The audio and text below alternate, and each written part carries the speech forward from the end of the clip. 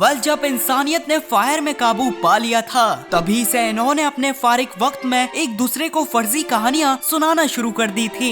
इसी आदत की वजह से हमें हजारों साल पहले भी मिथिकल क्रीचर्स देखने को मिले और आज भी मॉडर्न मिथिकल क्रीचर्स देखने को मिलते हैं। लेकिन जैसे ही हम प्री हिस्टोरिक लाइफ के बारे में जानना शुरू होते हैं तो वहीं से ये क्रीचर्स मिथ से रियलिटी बन जाते हैं। ये वीडियो मेरी सीरीज का पार्ट 3 है और पिछले पार्ट्स में तो आपने बहुत प्यार दिया था, तो इस वीडियो को भी पूरा देखना। Number 7, giant lion. बेशक लायंस इस दुनिया में आने वाली तमाम मिथोलॉजीज का एक अहम हिस्सा रहे हैं, लेकिन ग्रीक मिथोलॉजी में इन्हें खास तौर में जायंट करके दिखाया गया था। जी हाँ, यहाँ मैं बात कर रहा हूँ नीमियन लायन की, जिसे ग्रीक गॉड हरक्यूलिस ने अपने हाथों से मारा था। खैर, क्या इस दुनिया में रियलिटी में कोई जायंट लायन आया भी था? तो जी हाँ, आइस एज की सख्त तरीन सर्दी में वाकई में अमेरिकन लायन नामी जायंट लायंस पाए जाते थे और कंपैरिजन के लिए ये केव लायन, स्माइलोडॉन और लाइगर से कहीं गुना बड़े थे, इसलिए इन्हीं के पास लार्जेस्ट कैट होने का रिकॉर्ड भी है। वैसे जहाँ आज मॉडर्न डे लायंस अफ्रीका और थोड़े बहुत इंडिया में पाए जाते हैं, वहीं अमेरिकन लायन पूरे नॉर्थ अमेरिका कॉन्टिनेंट में अपना राज किया करते थे और साथ में किसी भी जायंट मेगाफुआना का बड़ी आसानी से शिकार कर लिया करते थे। लेकिन हाँ, जब इंसानों ने मेगाफुआना को खत्म करना शुरू किया था तो अमेरिकन लायन भी 11,000 साल पहले शिकार न मिलने की वजह से एक्सटिंक्ट हो गए थे। Number 6, trolls. दोस्तों, नॉर्दर्न यूरोप की कहानियों में ट्रोल्स नामी मिस्टीरियस क्रीचर्स बहुत ज्यादा फेमस हैं। वैसे तो मूवीज वगैरह में आपने इनका सिर्फ जायंट ही वर्जन देखा होगा, लेकिन कई बार इन्हें किसी इंसान के साइज के जितना बताया गया है। साथ में ट्रोल्स की नाक काफी चपटी होती है और कहानियों के मुताबिक ये बदसूरत भी दिखाई देते हैं। आप लोगों को सुन के काफी अजीब लगेगा, पर ये ट्रोल्स हम इंसानों की ही एक नस्ल निएंडरथाल्स हो सकते हैं। तो जी हाँ, इनकी भी नाक काफी चपटी होती थी और ये भी देखने में कुछ खास खूबसूरत नहीं थे। वैसे निएंडरथाल्स भी ज्यादातर यूरोप में ही पाए जाते थे। साथ में ये बहुत अच्छे से टूल्स बनाना भी जानते थे। अगर आप कहानियों में ट्रोल्स के बारे में पढ़ोगे तो इन्हें भी निएंडरथाल्स की तरह महसूस करोगे। खैर, निएंडरथाल्स आज से 40,000 साल पहले बहुत से रीजंस की वजह से एक्सटिंक्ट हो गए थे, लेकिन माना जाता है इनके आखिरी की कुछ 5,000 साल मॉडर्न ह्यूमंस के साथ गुजरे थे, इसलिए शायद वहीं से हम इंसानों ने इन्हें अपने से नीचे दिखाने के लिए ट्रोल्स का स्टेटस दिया होगा। नंबर 5, क्रो कुत्ता। आप लोग इंडियन सब कॉन्टिनेंट से ओरिजिनेट होने वाली मिथिकल चुड़ैल को तो जरूर जानते ही होगे, तो उसी तरह से क्रो कुत्ता भी हमारे इंडियन सब कॉन्टिनेंट का ही एक खौफनाक मिथिकल क्रीचर है। लोग बताते हैं इस डॉग जैसे एनिमल का साइज किसी हॉर्स के जितना है। साथ में ये हाइना की तरह भी दिखाई देते हैं, लेकिन सबसे अजीब बात, क्रो कुत्ता के पास इंसानों की आवाज मिमिक करने की भी एबिलिटी है, जिससे रात के अंधेरे में इंसानों को अपनी तरफ बुलाकर अपने गिलेटिन जैसे शार्प जॉस से उनकी गर्दन काट देते हैं। पर क्या ये रियल भी है? तो जी हाँ, क्रो कुत्ता की डिस्क्रिप्शन को पूरा करने वाले सच्ची में हाइनाडॉन नामी एनिमल्स पाए जाते थे, और तो और ये चंद उन एक्सटिंक्ट एनिमल्स में से एक है जिनके जॉस सबसे खतरनाक बताए जाते हैं। यही वजह थी कि हाइनाडॉन किसी भी जायंट एनिमल को बड़ी आसानी से चीर दिया करते थे। वैसे दोस्तों, हाइनाडॉन का ताल्लुक किसी भी मॉडर्न डे मैमल से नहीं है। बहरहाल ये कामयाब एपेक्स प्रेडेटर्स 25 मिलियन ईयर्स पहले एक्सटिंक्ट हो गए थे, इसलिए क्रो कुत्ता और हाइनाडॉन का एक जैसा होना सिर्फ कोई इत्तेफाक ही हो सकता है। खैर, कुछ सोर्सेज के मुताबिक क्रो कुत्ता असल में रियल हाइनास की भी मिस आइडेंटिफिकेशन हो सकते हैं। नंबर 4, मुकेले बेम्बे।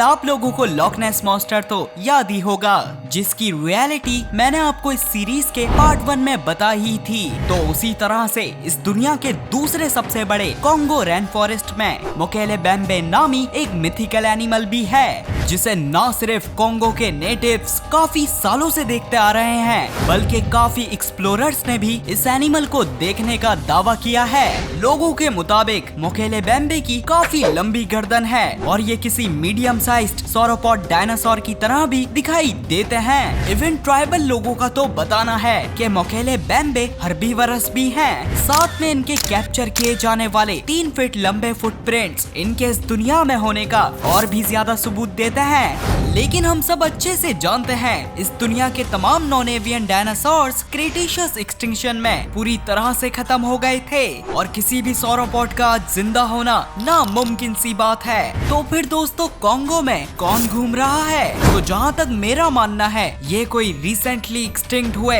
कैलिकोथेरियम जैसे लंबी गर्दन वाले हर्बीवरस मैमल हो सकते हैं जो आज भी कॉन्गो में छुपे हुए हैं। और आपकी इंफॉर्मेशन के लिए कॉन्गो रेन फॉरेस्ट अमेज़न से भी कई गुना ज्यादा अनएक्सप्लोर्ड है। नंबर 3 जैकलोप। इमेजिन करें एक छोटी सी डियर और रैबिट का हाइब्रिड। तो जी हाँ, कुछ इसी तरह से दिखाई देते हैं अमेरिकन मिथोलॉजी के मिथिकल जैकलोप। बताया जाता है इन रैबिट्स के सर में डियर्स की तरह एंटलर्स होते हैं। खैर अजीब बात तो यह है कि जैकलोप जैसे क्रीचर्स इस दुनिया की और भी कई मिथोलॉजीज में अपेयर हुए हैं। वह सुनने और देखने में तो लगता है कि ऐसे क्रीचर्स सिर्फ फेरी टेल्स में ही एग्जिस्ट कर सकते हैं, पर शायद आपको पता नहीं है इस दुनिया में एक वक्त में सच्ची में हॉन्ट रोडेंट्स पाए जाते थे। जी हाँ, मिलिए सेराटोगोलस से। ये वाहिद रोडेंट्स की ऐसी नस्ल है जिनके पास हॉन्ट्स हुआ करते थे और तो और इन्हीं के पास स्मॉलेस्ट हॉन्ट एनिमल होने का भी रिकॉर्ड है। लेकिन हाँ, सर में मौजूद इन हॉर्न्स का मकसद आज तक सही से नहीं पता चला। सेराटोगोलस तकरीबन 5 मिलियन ईयर्स पहले एक्सटिंक्ट हो गए थे और ये वही दौर है जब इस दुनिया में गोम्फोथियर्स जैसे 4 दांत वाले एलिफेंट्स भी घूम रहे थे। नंबर 2 बनिएब। ऑस्ट्रेलिया के एबोरिजिनल लोग बताते हैं कि बहुत सी पानी वाली जगह के पास बनिएब नामी एक एम्फीबियस मॉन्स्टर पाया जाता है। साथ में कई बार इसने इंसानों का भी बहुत बुरी तरह से शिकार किया है। बहरहाल बनिएब का हमेशा से ही अजीब सा अपीयरेंस बताया गया है, जैसे कि किसी जाइंट वॉम्बैट का खतरनाक वर्जन। पर क्या बनिएब सिर्फ कहानियों तक ही महदूद है? तो जी नहीं, बल्कि आज से 65,000 साल पहले जब एबोरिजिनल्स ने पहली बार ऑस्ट्रेलिया में कदम रखा था तो उस वक्त प्री हिस्टोरिक ऑस्ट्रेलिया किसी नाइटमेयर से कम नहीं था, क्योंकि इनका सामना हुआ था इस दुनिया की सबसे बड़ी चिपकली मेगालेनिया से। यही नहीं बल्कि हिस्ट्री में आने वाले सबसे खतरनाक तरीन मार्सुपियल थैलेकोलियो से भी। खैर जो एनिमल्स बनिएब से सबसे करीब थे वो डायप्रोटोडॉन है। ये इस दुनिया में इवॉल्व होने वाले सबसे लार्जेस्ट मार्सुपियल थे और तो और इनके मॉडर्न डे क्लोजेस्ट रिलेटिव्स वॉम्बैट्स ही हैं। लेकिन हाँ दोस्तों, डायप्रोटोडॉन तो बिल्कुल शरीफ हर्बीवरस एनिमल थे, इसलिए डायप्रोटोडॉन की फिजिकल कैरेक्टरिस्टिक्स और मेगालेनिया और थैलेकोलियो की बुरी यादें आज बनिएब नामी क्रीचर में जिंदा है। Number 1 siren head. आज से कुछ साल पहले की ही बात है जब एक हस्बैंड वाइफ ने कब्रिस्तान के पास पहली बार सायरन हेड नामी क्रीचर देखा था। इनके मुताबिक सायरन हेड की गर्दन पोल जैसी लंबी, साथ में माउथ बॉडी से अलग एक अजीब से पैरेलल स्ट्रक्चर में अरेंज था। खैर इनकी साइटिंग की ये कहानी बिल्कुल फर्जी है, जिसे इस फिक्शनल क्रीचर को बनाने वाले आर्टिस्ट ने सायरन हेड के पहले आर्ट के साथ इंट्रोड्यूस की थी। लेकिन बाद में ये क्रीचर सोशल मीडिया में इतना वायरल हुआ कि ये फिक्शनल क्रीचर से मॉडर्न मिथिकल क्रीचर बन गया।